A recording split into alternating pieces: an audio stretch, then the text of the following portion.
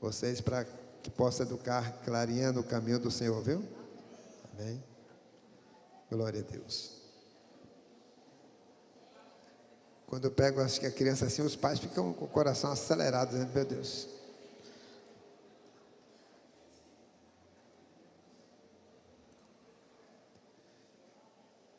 Bem, eu quero convidar você a abrir sua Bíblia no livro de 1 Tessalonicenses, capítulo 1.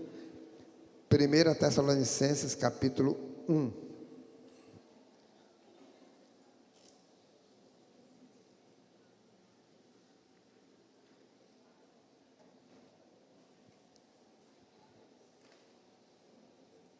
Primeira Tessalonicenses, capítulo 1. A partir do versículo 1. Tem alguém nos visitando? Faça assim com sua mão. Se tiver algum visitante. Até que, mesmo que seja evangélico, você já é evangélico, mas você está visitando a igreja, faça assim. Tem aqui uma jovem, tem outra ali. Deus abençoe. Amém? 1 Tessalonicenses, capítulo 1. Paulo, Silvano e Timóteo, a igreja dos Tessalonicenses, em Deus Pai e no Senhor Jesus Cristo, graça e paz a vós outros. Damos sempre graças a Deus por todos vós, mencionando-vos em nossas orações e sem cessar. Recordamo-nos diante do nosso Deus e Pai da operosidade da vossa fé, da abnegação do vosso amor e da firmeza da vossa esperança em nosso Senhor Jesus Cristo. Reconhecendo, irmãos amados de Deus, a vossa eleição.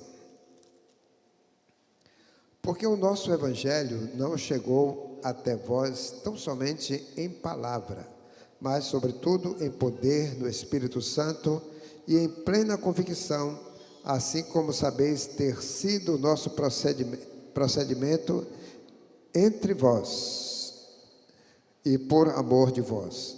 Com efeito, vos tornastes imitadores nossos e do Senhor, tendo recebido a palavra, posto que em meio a muitas tribulações, com alegria do Espírito Santo, de sorte que vos tornastes o modelo para todos os crentes da Macedônia e da Acaia. Porque de vós repercutiu a palavra do Senhor, não só na Macedônia e Acaia, mas também por toda parte se divulgou a vossa fé para com Deus, e a tal ponto de não termos necessidade de acrescentar coisa alguma. Pois eles mesmos, no tocante a nós, proclamam que repercussão teve o nosso ingresso no vosso meio, e como deixando os ídolos, vos convertestes a Deus para servirdes o Deus vivo e verdadeiro. E para guardardes dos céus o seu Filho, a quem ele ressuscitou dentre os mortos, Jesus, que nos livra da ira vindoura. Amém. Glória a Deus. Espírito Santo, pedimos que nessa noite venha nos ensinar, venha nos instruir na palavra. Espírito Santo, pedimos que o Senhor possa estar abrindo o nosso entendimento de tal modo que possamos compreender a tua palavra, essa palavra que é vida, essa palavra que é eficaz, essa palavra que muda a vida, essa palavra que transforma pessoas, essa palavra, meu Deus, que nos conduz ao caminho da salvação por meio de Jesus. E nós cremos no poder dessa palavra e por isso estamos aqui nessa noite para exaltar e glorificar o nome mais precioso da terra e no céu, o nome de Jesus Cristo de Nazaré, o Todo-Poderoso. Esse nome tem todo o poder. Amém. Diga: o nome de Jesus tem todo o poder. Mais uma vez, o nome de Jesus tem todo poder. Se não fosse o nome de Jesus, nós não estávamos aqui. Se não fosse o nome de Jesus, Eu estava hoje em casa assistindo o jogo do Bahia. Se não fosse o nome de Jesus, né, talvez eu estivesse ali tomando um açaí, né? Se não fosse o nome de Jesus, estava na praça. Se não fosse o nome de Jesus, estava em qualquer outro lugar. Mas o nome de Jesus, meu irmão, é que faz a gente sair de casa para estar aqui adorando esse nome poderoso. O nome que a Bíblia diz que está acima de todo e qualquer nome. Nós ficamos às vezes vendo que as pessoas, elas vibram no estádio, né, de futebol. Eu posso imaginar que, né, quando um time de futebol está jogando, é o seu time, você está torcendo, e tem pessoas no estádio que eles chutam, o jogador chuta, ele também chuta, ele acompanha, ele vibra, né, com o jogo, e quando faz um gol, meu irmão, é um verdadeiro delírio, né? As pessoas vão a delírio, as pessoas vibram com todas as suas forças, suas emoções, né? E às vezes quando nós vimos para a igreja, parece que chegamos cansados, né? Parece que estamos como se estivesse carregando um fardo. Ó, irmãos, eu quero dizer para você, aqui nós estamos além de um estádio de futebol. Aqui nós estamos além de um teatro. Aqui nós estamos além de qualquer outro lugar que lhe ofereça alegria no seu coração. Aqui nós estamos acima, além de qualquer coisa, porque aqui nós estamos reunidos e unidos sob o nome de Jesus Cristo de Nazaré. Esse nome faz com que a gente tenha paz, alegria no Espírito Santo. E por isso nós precisamos, irmãos, se alegrar por estar na presença de Jesus, se alegrar por servir a Ele. O Salmo 100, versículo 2 diz: servir ao Senhor com alegria. Mas o que nós vamos falar nessa noite, nós iremos falar a igreja de Tessalônica, um modelo a ser seguido. Repita comigo: a igreja de Tessalônica, um modelo a ser seguido. Essa igreja era de pessoas perfeitas? Não. Era de pessoas que não pecavam? Também não, porque todos nós pecamos de alguma forma, pecamos até por pensamentos. Essa igreja não era uma super igreja, mas porque ela é um modelo a ser seguido. É porque a igreja de Tessalônica, apesar de ela ter sido formada por uma mistura de pessoas, de etnias, de povos, ali era uma igreja que era formada de judeus, era uma igreja que era formada por gregos, era uma igreja de pessoas que tinham se convertido do paganismo. Então, eram pessoas que se juntaram em torno de um nome, o nome de Jesus. Mas aquela igreja, ela podemos ver muitas características de uma igreja que nós podemos tomar como uma igreja modelo, um modelo a ser seguido. E nós vamos então, amados, ver algumas características importantes dessa igreja, devendo ser modelo para nós. Primeiro, Paulo apresenta 3 características dos irmãos da igreja de Tessalônica. Paulo apresenta 3 características da igreja de Tessalônica. Estão aí no versículo de número 3, essas 3 características.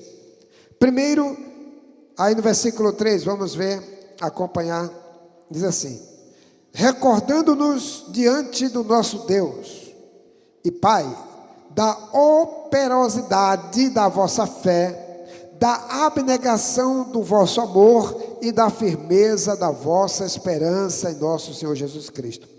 Então, a primeira característica é a operosidade da vossa fé. Aquela igreja era uma igreja operosa. Mas vamos traduzir isso melhor. A operosidade, que quer dizer que aquela igreja ela trabalhava com afinco. Aquela igreja trabalhava com todas as suas forças. Aquela igreja trabalhava arduamente. E era uma igreja produtiva. Então, a operosidade, ela requer que isso aconteça. Então, a igreja, ela trabalhava com força, com intrepidez, trabalho árduo, e era produtiva. Então, nós precisamos aprender a ser uma igreja operosa. A igreja de Jesus precisa ser operosa aqui na terra, precisa trabalhar, precisa dizer para que veio, para que existe, dizer porque a sua fé em Jesus é a fé, meu irmão, que está acima de qualquer coisa.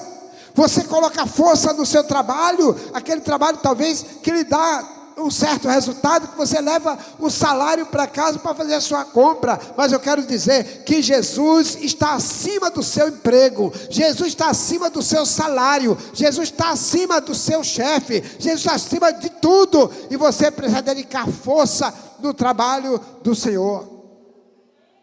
A igreja era operosa, porque a igreja entendia que Jesus, ele tinha um grande valor para ela. Foi quem arrancou eles das trevas e transformou e colocou no lugar de luz. Foi quem libertou da escravidão do pecado e deu a salvação eterna. Então, amados, nós precisamos entender que nós saímos do lamaçal do pecado, saímos das trevas, saímos das mãos do inimigo, nós fomos colocados no lugar da salvação, fomos colocados no reino de Deus, e nós precisamos valorizar isso. Por isso a igreja precisa trabalhar. Apenas não ficarmos contentados em vir ao culto, em participar do louvor como esse tão maravilhoso, né? E que dá vontade da gente ir para o céu, mas de ouvir uma palavra, não. Nós precisamos, irmãos, fazer com que o evangelho de Jesus seja um evangelho que esteja presente em todo lugar. Onde você chega, o evangelho se faz presente, o evangelho é operoso. Você fala do amor de Jesus, você vive o amor de Jesus, você crê no amor de Jesus, você trabalha para ele. É um evangelho funcional.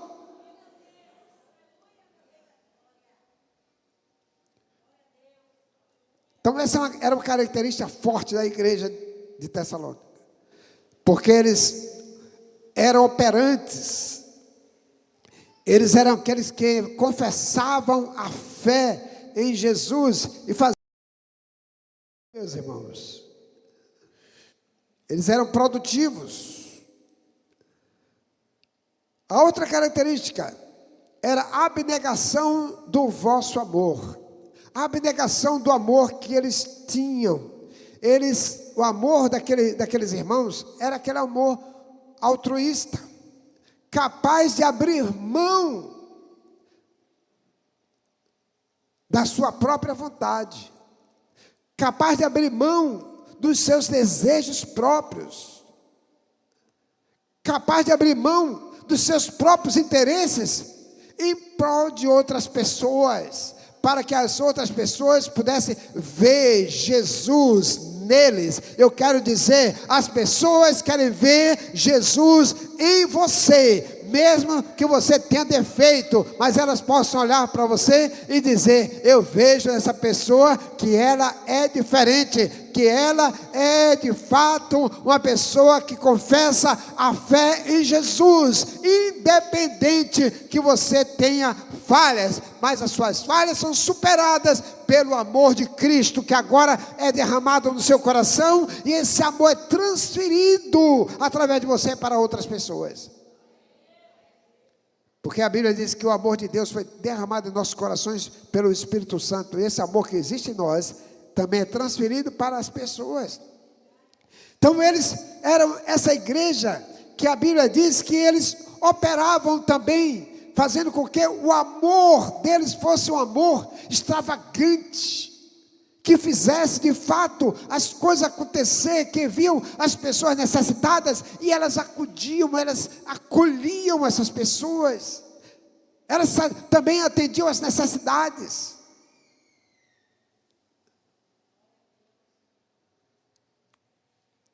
O amor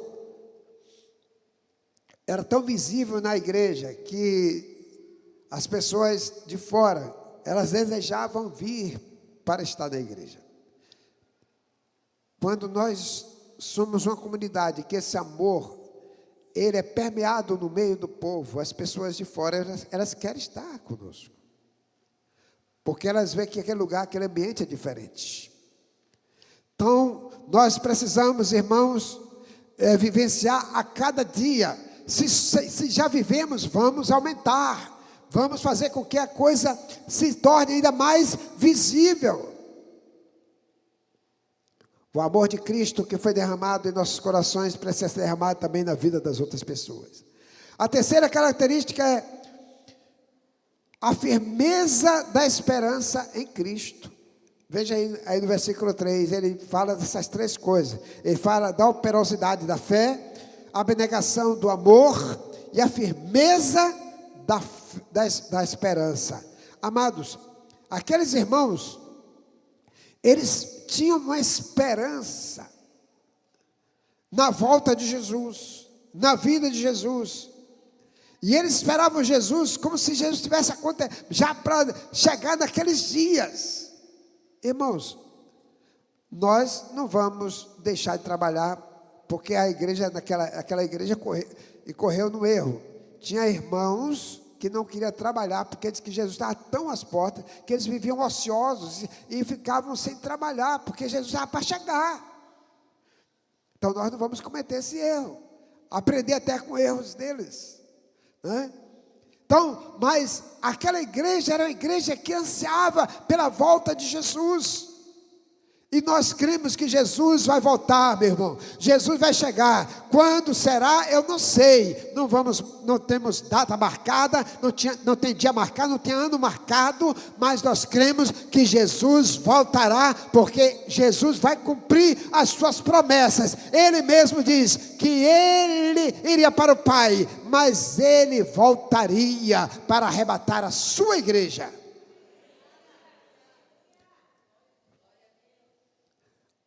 A igreja de Jesus, irmão, vai ser arrebatada. Amém? Veja comigo aí. 1 Tessalonicenses capítulo 4. 16 a 17.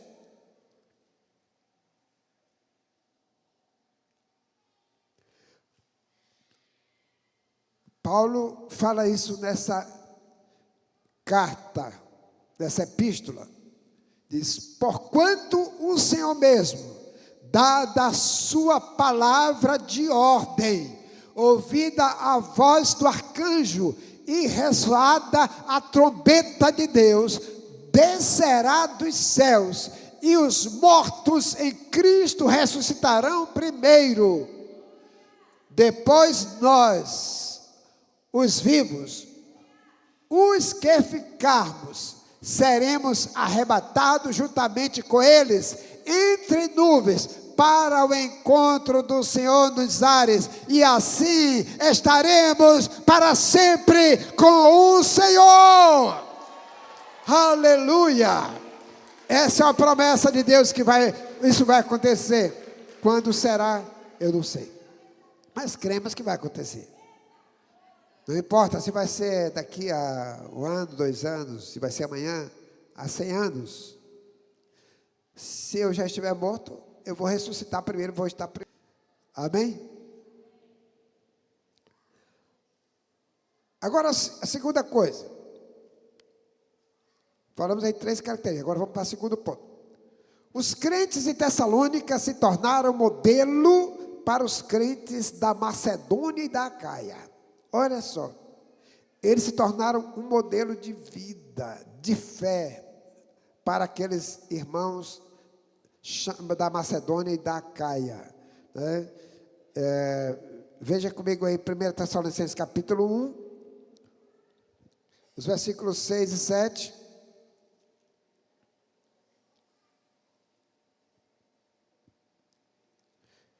Diz: com efeito vos tornastes imitadores nossos e do Senhor, tendo recebido a palavra, posto que em meio a muita tribulação, com a alegria do Espírito Santo, de sorte que vos tornastes o quê? Tornastes o quê? Um modelo para todos os crentes da Macedônia e da Acaia. Aqueles irmãos da igreja de Tessalônica, eles se tornaram modelo, irmãos, para os que estavam na Acaia e na Macedônia. O modelo de fé, o modelo de vida cristã, o modelo em que eles ansiavam estar com o Senhor, um modelo de trabalho, de serviço. Porque não adianta você gritar, rodar, rodopiar, dar salto mortal, mas na hora de fazer alguma coisa, irmão, cadê o crente? Foge. Na hora de botar a mão na massa, na hora de trabalhar, é que nós vamos ver aquele que realmente está dizendo assim: eu sou um crente, cheio do Espírito Santo, conte comigo, Jesus. Porque quando tu faz alguma coisa, você não está fazendo para mim, não, você está fazendo para o Senhor. Então, a palavra de Deus diz que eles se tornaram modelo para a igreja da Acaia, para os irmãos da Macedônia. E aí diz assim, foi versículo, eu falei, o 6 e o 7, né? Então diz que eles ali se tornaram modelo de vida. A fé daqueles irmãos, repercutiu por toda parte. Olha só o que diz aí, no versículo 8. Porque de vós repercutiu a palavra do Senhor, não só na Macedônia e Acaia, mas também por toda parte se divulgava a vossa fé. Olha, Paulo disse, olha, por todo lugar está divulgando a fé de vocês. Não era nem a fé dos apóstolos, era a fé daqueles irmãos. Diz que por onde eles passavam, ouvia falar da fé daqueles da igreja de Tessalônica. Então, eu quero dizer, meus amados irmãos, que Deus possa contemplar, que por onde alguém passar, onde a gente chegar, ouça falar da fé da primeira igreja batista em Pojuca.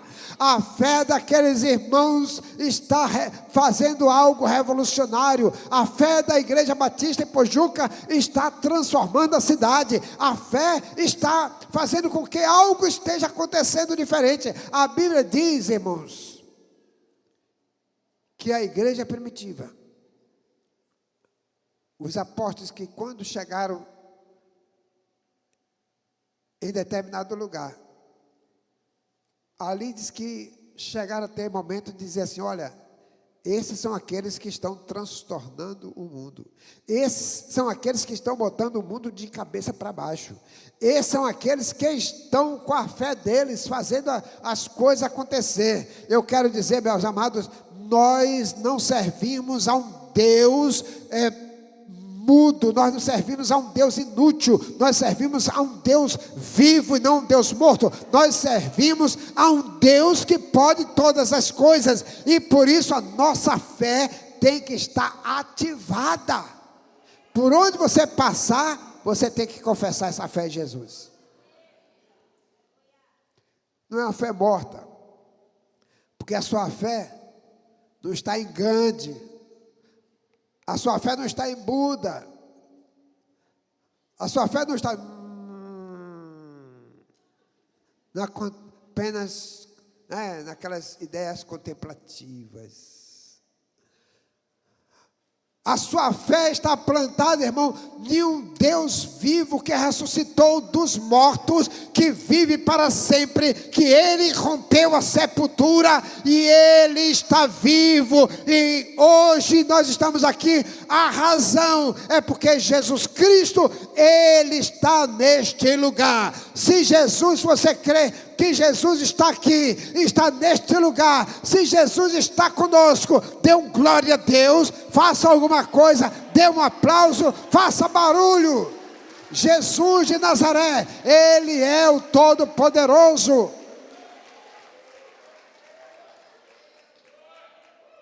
A fé repercutiu por toda parte. A nossa fé vai repercutir nos 4 cantos da cidade e fora dela. Terceira coisa. 2 coisas aconteceram na vida daqueles irmãos. Quando Paulo, Silvano e Timóteo ingressaram no meio deles, levando o Evangelho de Jesus. 1 Tessalonicenses 1:9. Vamos ver essas 2 coisas que aconteceram quando Paulo, Silvano e Timóteo chegaram e anunciaram Jesus lá em Tessalônica. Pois eles mesmos, no tocante a nós, proclamam que repercussão teve o nosso ingresso no vosso meio, e como deixando os ídolos, vos convertestes a Deus para servirdes o Deus vivo e verdadeiro. Irmãos, os irmãos que estão aí na mídia, veja aí, por favor, uma tradução que tem assim, Ave Maria, da Igreja Católica. Sejam, é coisa rápida para ver isso aí. Porque sabe por que eu vou colocar? É porque, às vezes, parece que a gente está pregando uma Bíblia diferente dos católicos. Não, a Bíblia nossa é igual a deles. Só tem uma Bíblia deles que é diferente no acréscimo de livros, que eles acrescentaram 7 livros a mais, que não tem serventia, que não foi livros inspirados por Deus, né?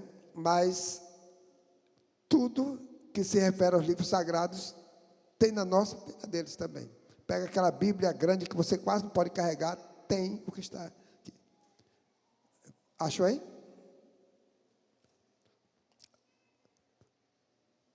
Quando você achar, você me dá um sinal. Coloque aí para mim, para fazer um sinal. Tem assim, Bíblia Católica, Ave Maria. Que eu quero mostrar para vocês também a mesma coisa como está aqui. Só para você ver. Porque às vezes a gente está pregando, parece que nós estamos pregando uma Bíblia nossa exclusiva. Ora, as 2 coisas que falam aí o versículo 9 é conversão e a outra é serviço. Quando diz assim, pois eles mesmos no tocante a nós proclamam que repercussão teve o nosso ingresso no vosso meio. Aqueles irmãos lá da Acaia, da Macedônia, estavam repercutindo entre eles, né, que quando Paulo, Silas, que Silvano é o mesmo Silas, e Timóteo, quando eles entraram em Tessalônica e que pregaram o Evangelho de Jesus para aquele povo, diz que ali, irmãos, o Senhor converteu o coração daquele povo. Converteu o coração deles, convertendo dos ídolos para o Deus vivo, e eles deixaram de servir aos ídolos para servir a Deus. São 2 coisas diferentes. Converter e serve. E aí diz que aqueles irmãos, eles primeiro se converteram a Cristo ao ouvir o Evangelho de Jesus. A palavra conversão é ação de alterar ou de modificar um sentido, um caminho ou direção. Então, quando a pessoa se converte, ela mudou de sentido, ela mudou de direção, ela mudou o caminho. Já achou aí? Mudou o caminho. Por isso que Jesus chega e se apresenta: eu sou o caminho agora para vocês. Eu sou o caminho, a verdade e a vida. E ninguém vai ao Pai senão por mim. Amém? Então, quando a pessoa se converte a Cristo, ele encontra o caminho, porque ele estava indo em diversas direções.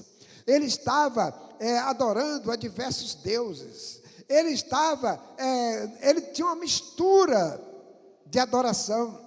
Ele servia a muitos deuses, servia, né, só no mês de São João aí, o mês junino, né, o mês que é conhecido como mês de São João. Então, tem 3 deuses aí que o povo adora: Santo Antônio, São João e São Pedro.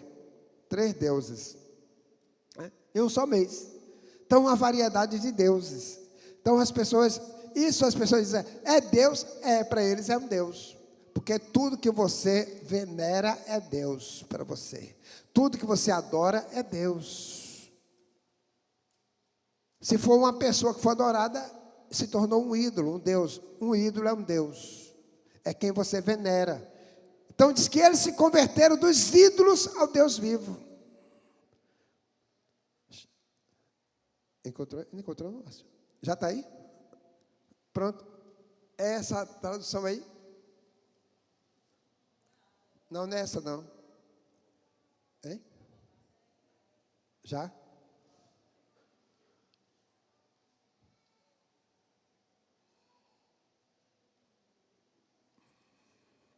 É essa bem pequenininha aí?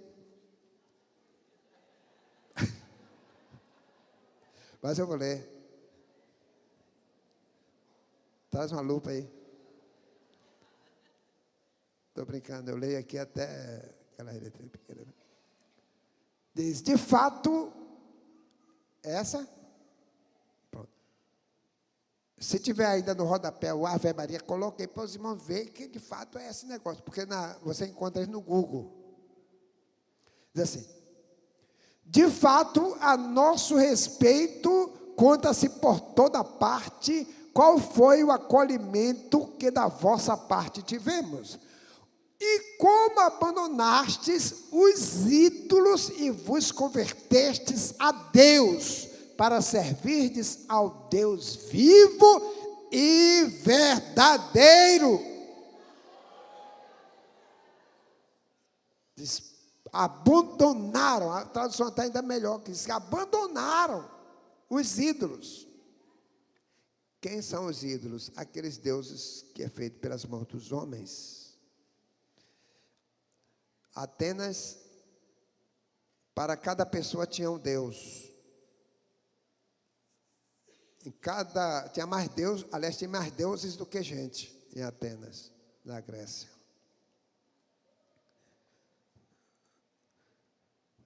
Deixa aí por enquanto.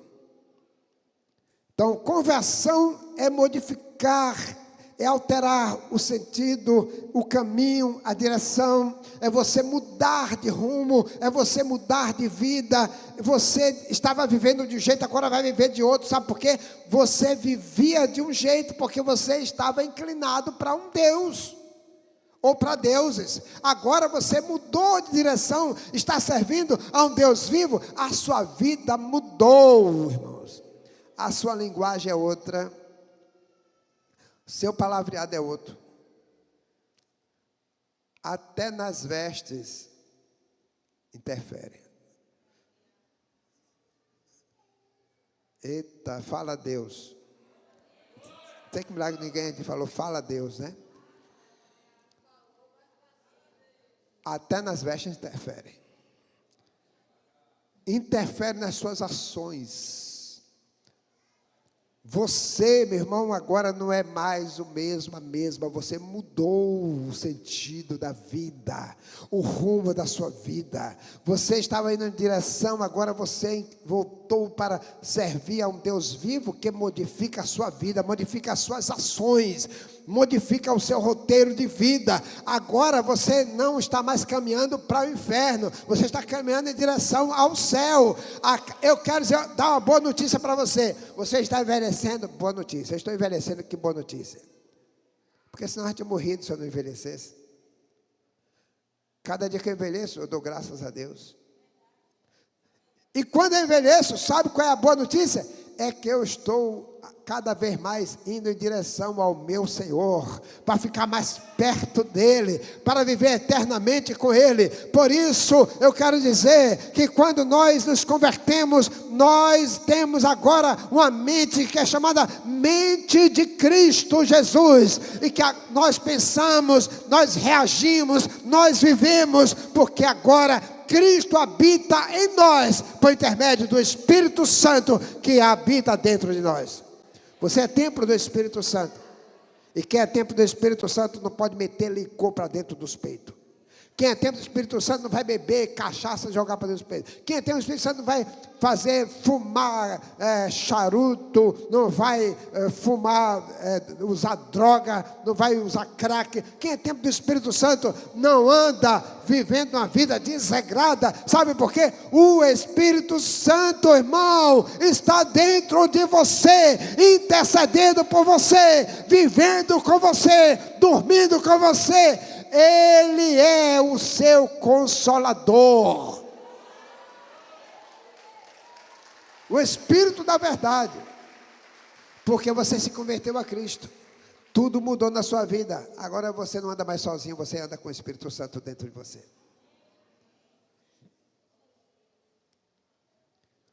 Até mesmo, né? Naquele momento que você dá uma vontade de estar com o namorado diz assim. Porque tem um namorado ainda até crente, mas os bichos são cabra safado. Se tu for a namorada que tem um namorado crente desse, você logo deu fora dele. Aí quer lhe levar no carro para um lugar escuro. Abre a porta e bate a porta do carro bem forte. Pá! Porque esse não gosta de você, esse quer se aproveitar de você. Quer levar você para o motel? Deu fora desse cabra.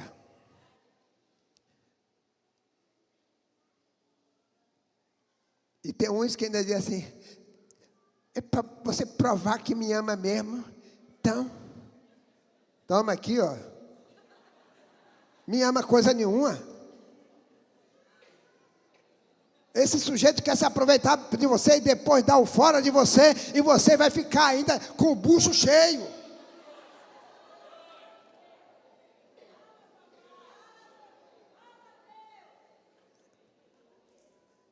De repente ainda aparece, quer amarrar a barriga, botar, apertar, mas não tem jeito, tem que aparecer mesmo.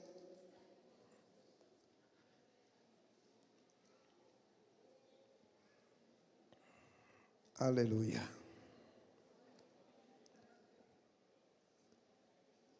A segunda coisa é o serviço. A conversão modifica o sentido da vida. Eles deixaram os ídolos e se converteram ao Deus vivo. E passaram a servir a esse Deus que eles se converteram. É serviço. Nós precisamos entender que nós nos convertemos e não podemos cruzar os braços. Precisamos servir.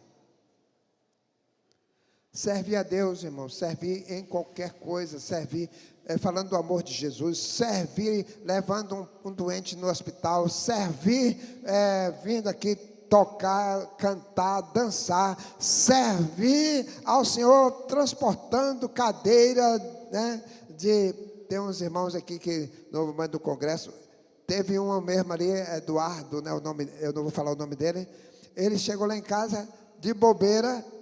Eu disse, rapaz, você chegou aqui, vamos ter umas cadeiras para transportar. Aí ele também não contou prosa não, ele disse, bora.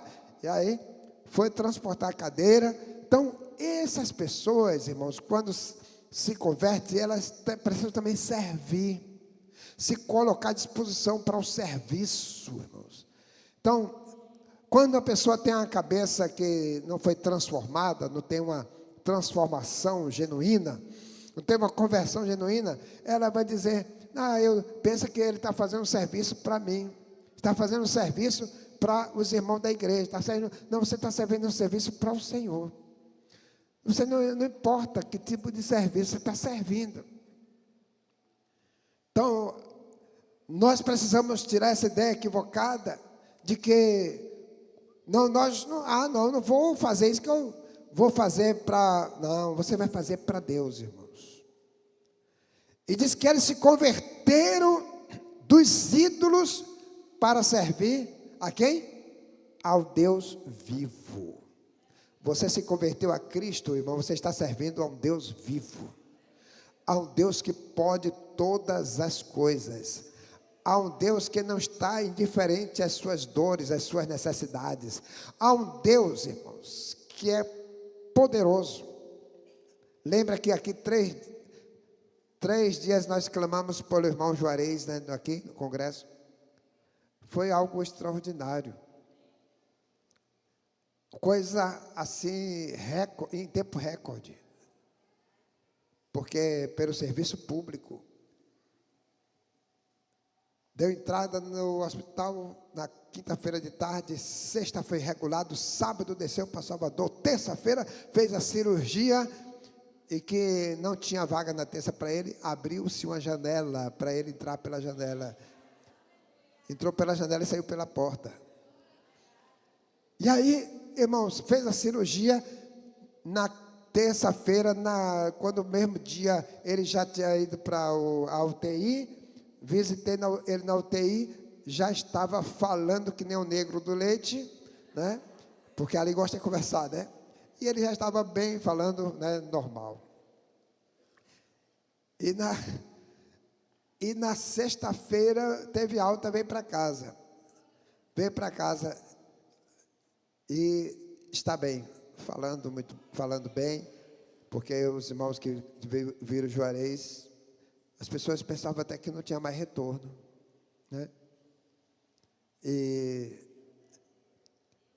graças a Deus ele está bem, está ótimo, falando bem, está se recuperando de uma forma extraordinária.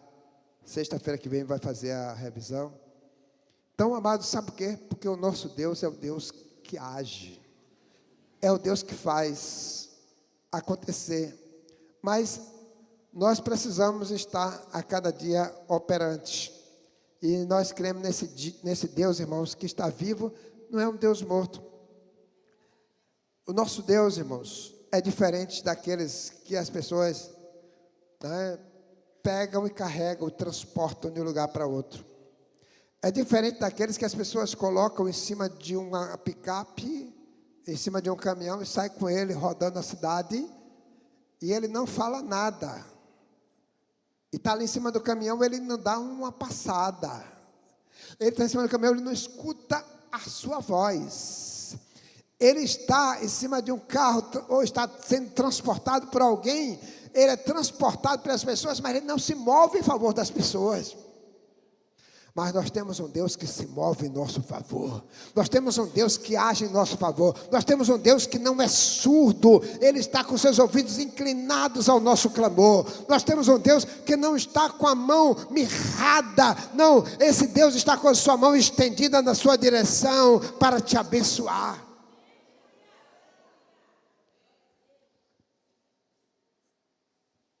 Nós não vamos demorar muito, porque vamos ter ceia. Atos 17, 21 a 30, só para você ter uma ideia do que Paulo fala sobre esse Deus que nós servimos.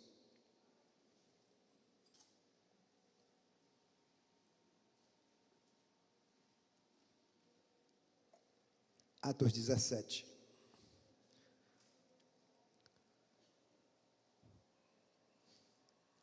Vamos lá? Do versículo 1 ao 30.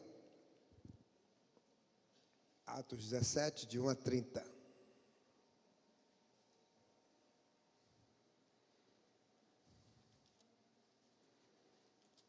Deixa eu ver.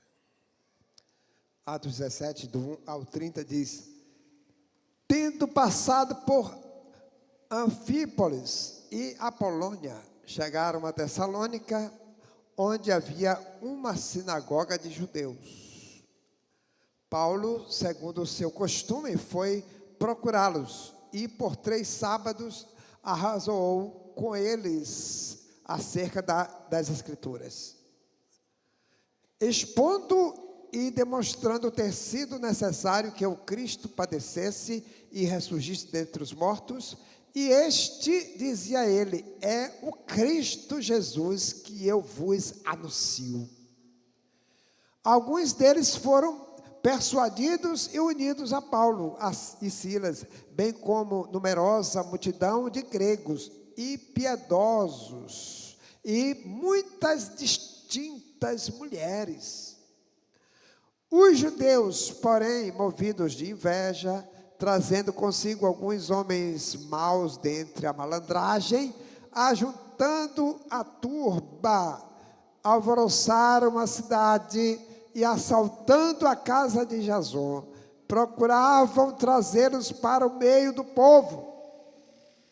Porém, não os encontrando, arrastaram Jason e alguns irmãos perante as autoridades, clamando: estes que têm o quê? Transtornado o mundo, chegaram também aqui, os quais Jason hospedou. Todos estes procedem contra os decretos de César, afirmando ser Jesus outro rei. Tanto a multidão como as autoridades ficaram agitadas ao ouvirem estas palavras. Contudo, soltaram Jason e os mais, após terem recebido deles a fiança estipulada. Olha só, a fiança que hoje ainda é usada, né, nos fóruns, de onde vem daquela época, coisa antiga. Vamos lá. E logo durante a noite, os irmãos enviaram Paulo e Silas para Bereia. Ali chegados, dirigiram-se à sinagoga dos judeus.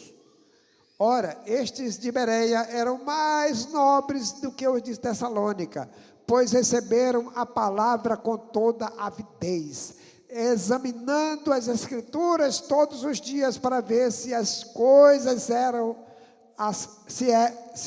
as coisas eram de fato assim. Com isso, muitos deles creram, mulheres gregas de alta posição, e não poucos homens.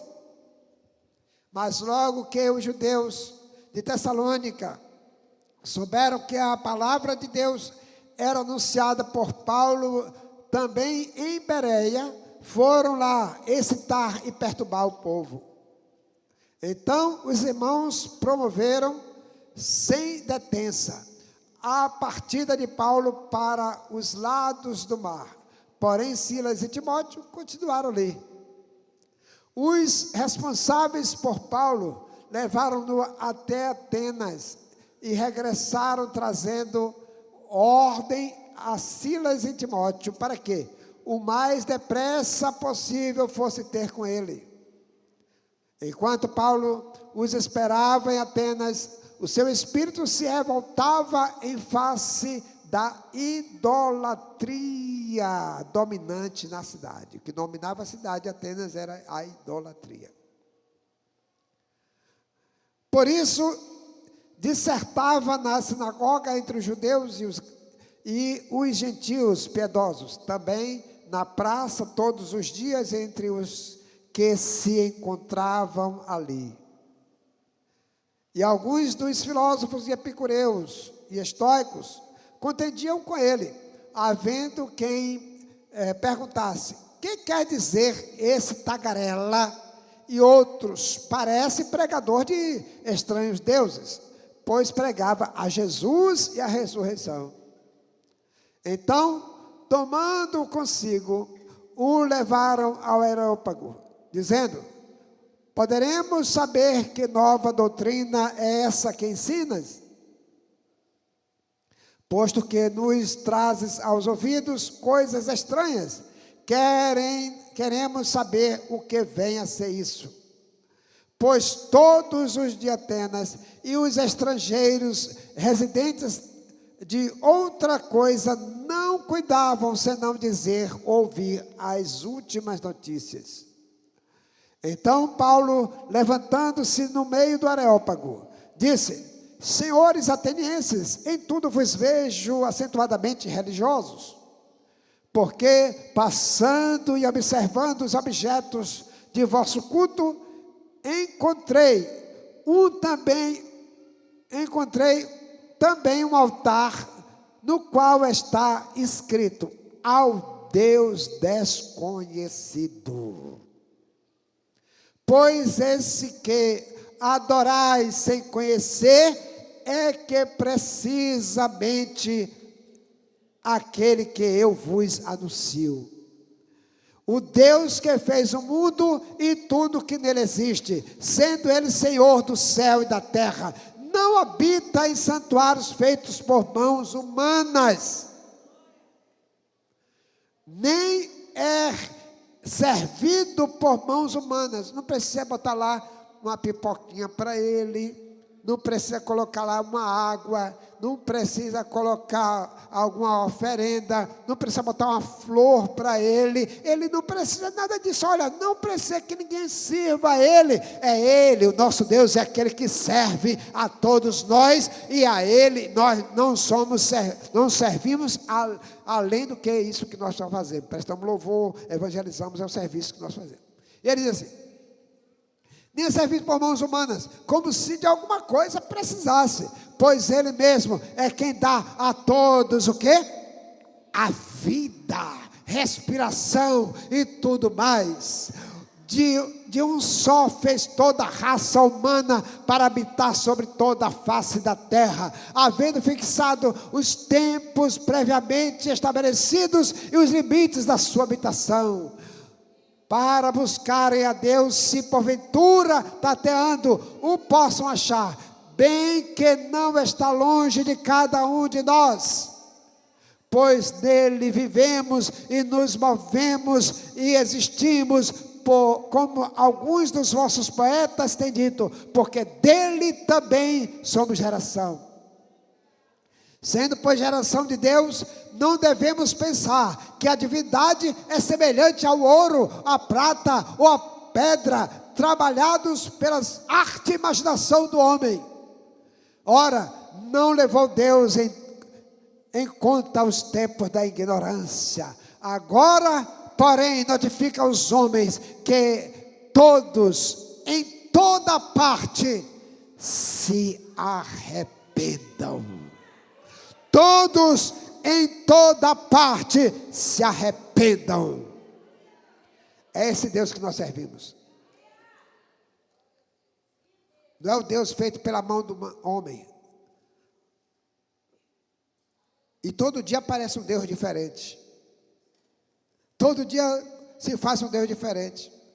Agora eu vi há pouco dia dizer que tem agora o rapaz que faz milagre, que foi canonizado, que é santo, o santo da internet. Quem já ouviu isso aí? Tem lá o santinho da internet, dois que andam, são fanáticos pela internet.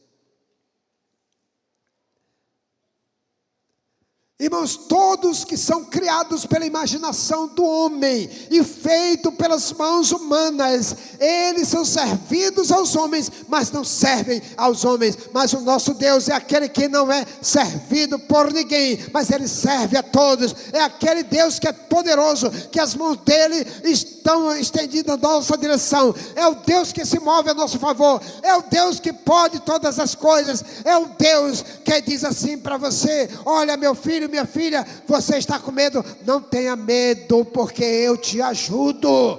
Não tenha medo, não te espantes, porque eu sou o teu Deus. Eu te tomo pela tua mão direita e te digo: não temas, porque eu te ajudo. Você vai lá para o centro cirúrgico, você vai lá e está crendo no Deus que você vai entrar e voltar. Você toma uma anestesia geral, é um apagão total, mas você primeiro diz: Senhor, eu creio que eu vou e volto. E se for crente mesmo, se não voltar, vai para a glória.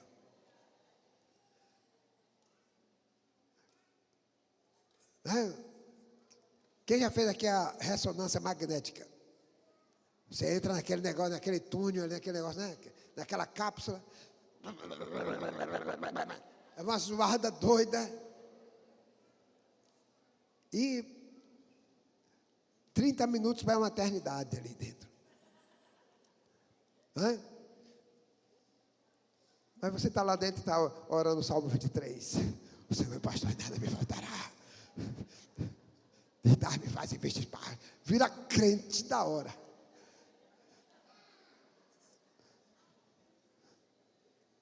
Então, amados, eu quero concluir.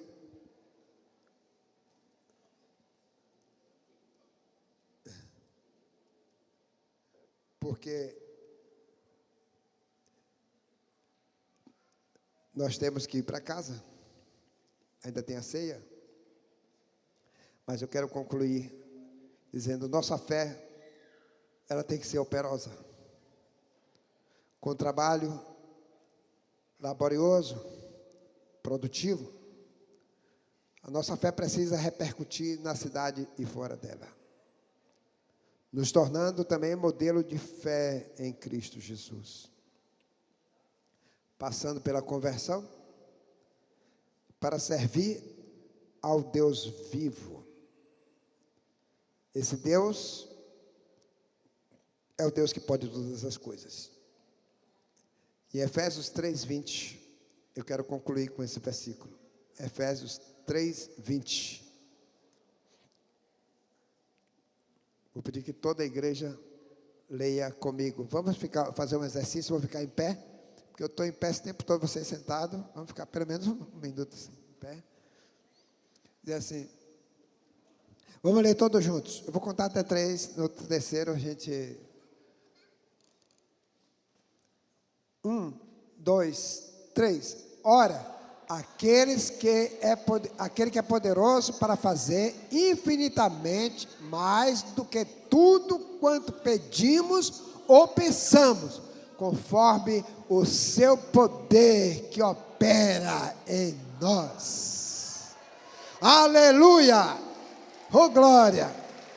Esse é o Deus que nós cremos, irmãos. Esse é o Deus que opera infinitamente, muito mais além do que você pensa. Você está pensando aí em construir uma casa. Aí você diz assim, eu quero só uma casa amarela, com uma porta e uma janela. E o senhor disse, bobão, vou te dar uma maçã. Vou te dar uma casa com 3 quartos. Banheira. Piscina.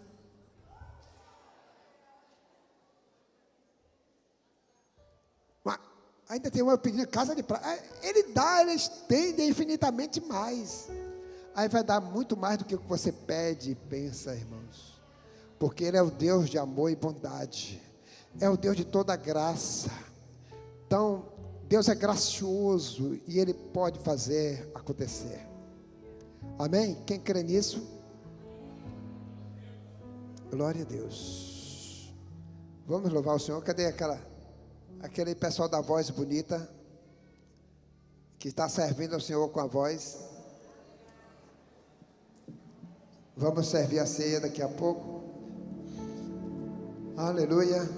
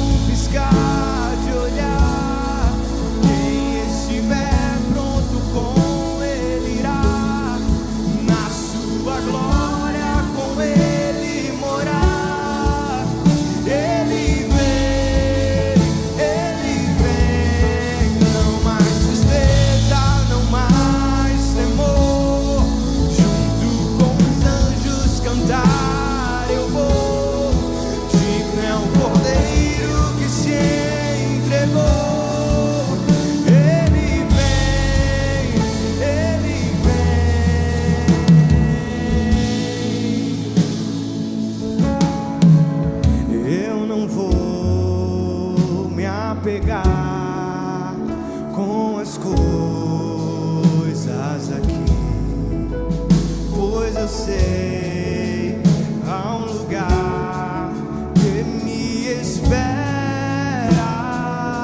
Estrangeiro, estrangeiro eu sou, e o meu lar é o céu. Meu Jesus vem buscar a sua noiva. Ele virá num piscar de olhar. Quem estiver pronto com ele irá, na sua glória com ele morar. Ele vem, não mais tristeza, não mais temor. Junto com os anjos cantar eu vou. Digno é o Cordeiro que se entregou. Ele vem, o rei está voltando. O rei está voltando. A trombeta está soando. O meu nome, o seu nome ele irá chamar. Sim, o rei está voltando. O rei está voltando. Aleluia. Ele vem nos buscar. Diga o rei. Sim, o rei está voltando.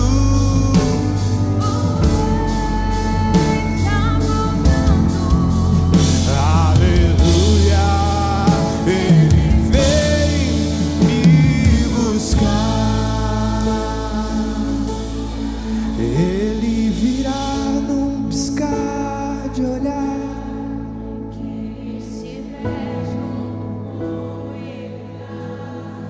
Na sua glória com ele morar.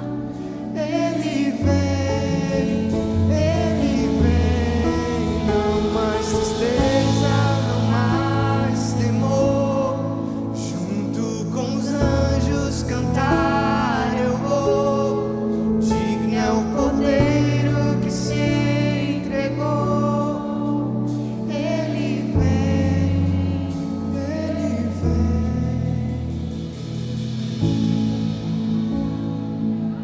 Nosso Jesus vem. Ele vai voltar para buscar a sua igreja. Ele virá. A Bíblia diz da mesma forma como ele foi, como ele subiu para o céu, ele voltará para buscar a sua igreja.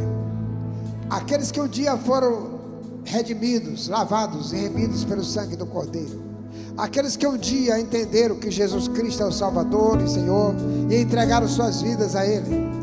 Ele vem para te buscar. Ele vem também para te levar.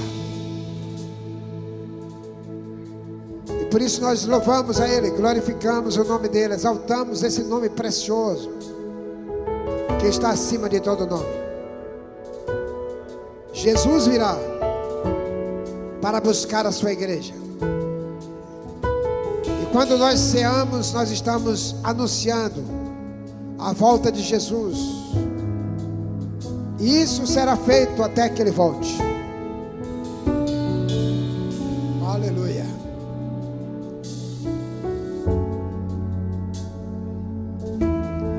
Ele virá num piscar de olhar. Quem estiver pronto com ele irá, na sua glória com ele morar. Ele vem, não mais tristeza, não mais temor. Junto com os anjos cantar eu vou. Digno é o Cordeiro que se entregou. Ele virá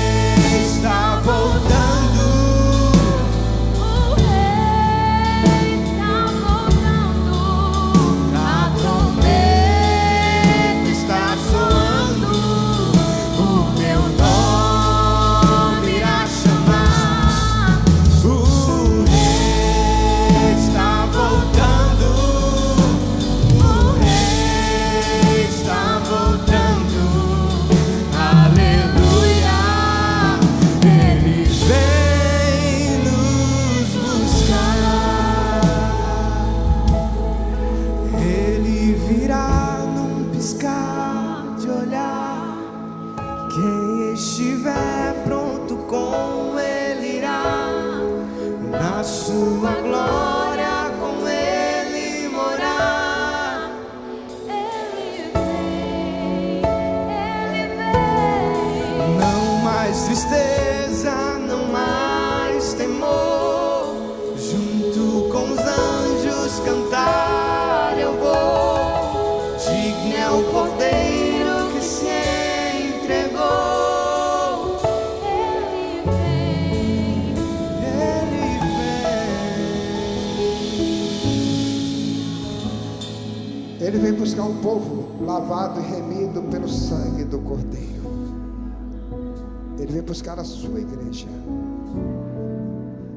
Ele é aquele que vem para buscar todos aqueles que foram um dia transformados, lavados pelo sangue de Jesus,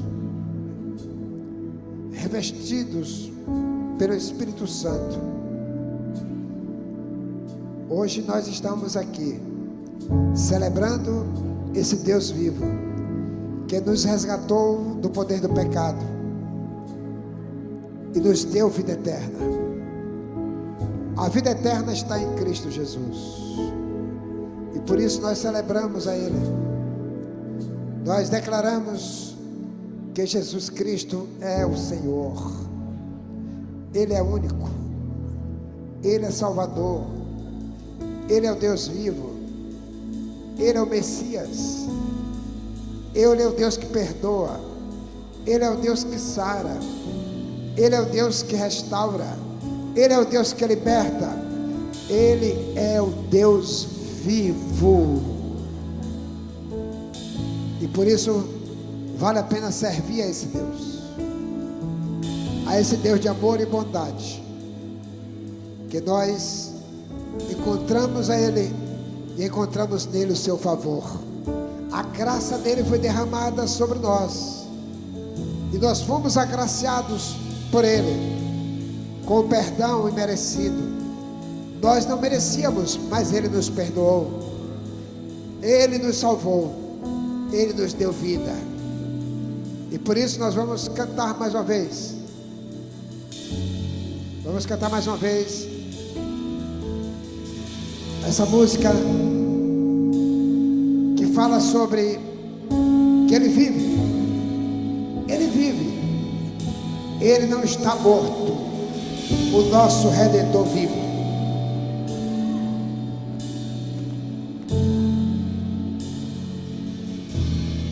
Ele virá num piscar de olhar.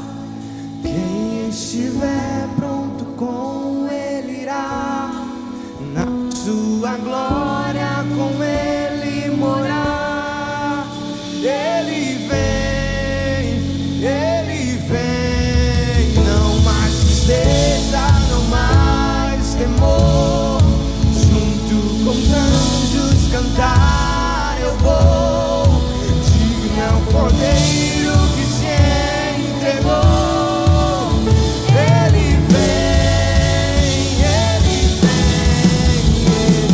virá num piscar de olhar. Quem estiver pronto, com Ele irá.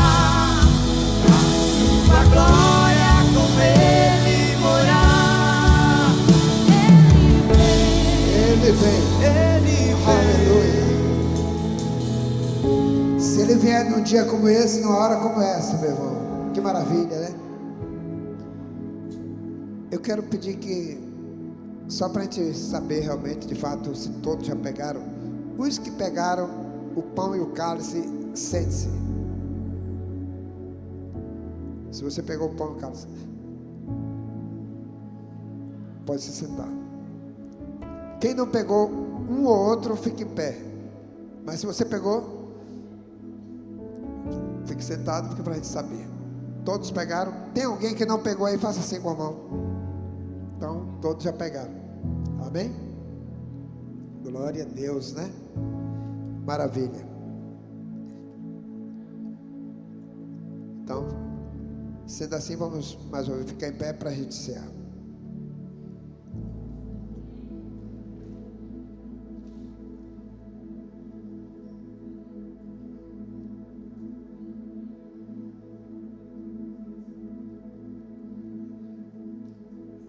Apresente o pão. Pai, nós neste momento apresentamos este pão a Ti. Jesus diz que Ele é o pão que desceu do céu para nos dar vida. Também, Senhor Deus, a Tua palavra diz que nós devemos cear até que Ele volte. Muito obrigado, Senhor, pelo sacrifício na cruz. O pão que representa o corpo de Cristo, que foi entregue por nós na cruz do Calvário. Eu te louvo agradecido, Pai, no Teu nome, Jesus. Amém. Participe do pão. Não tome o cálice agora. O cálice, na hora que também a gente orar, você vai tomar. Então, coma o pão primeiro.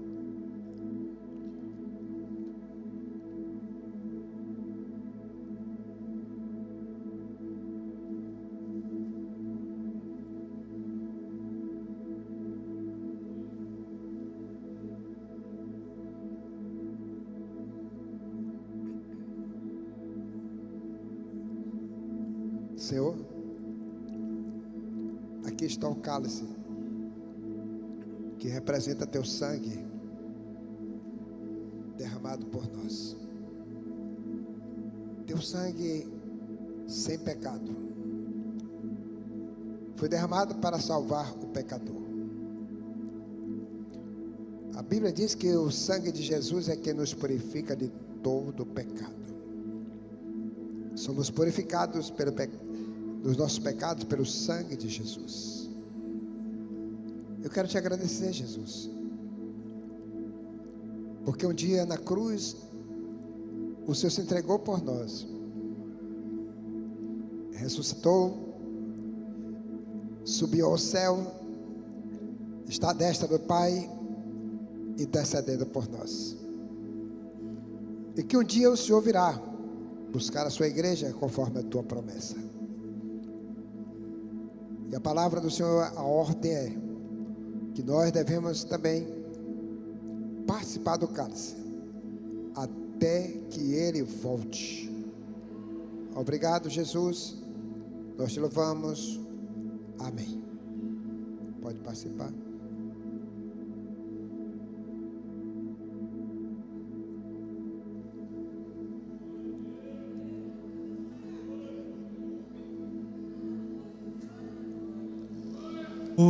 Hoje é festa. Ele vive, eu posso crer no amanhã, porque Ele vive. Glorifique ao Senhor.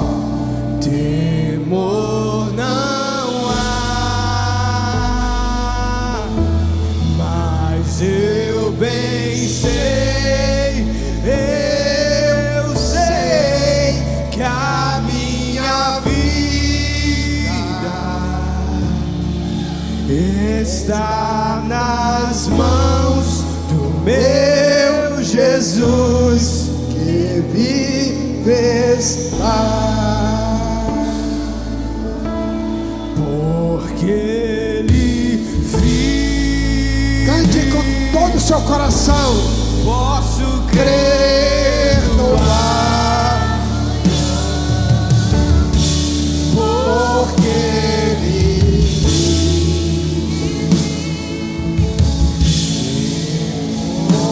não há,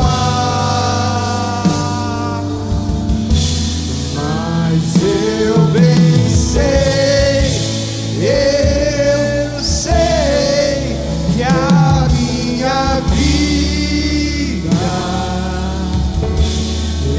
está nas mãos do meu Jesus que vive está. Aplauda Ele.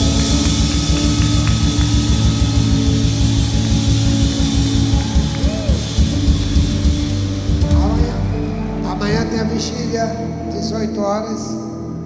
Mas antes de você sair, abraça aí 3, 4, 5 irmãos. Deseja uma semana de vitória para essa pessoa. Dê um abraço carinhoso nele. Amém? O Senhor te abençoe, te guarde e te dê a paz. Uma semana de vitória. Um beijo no seu coração.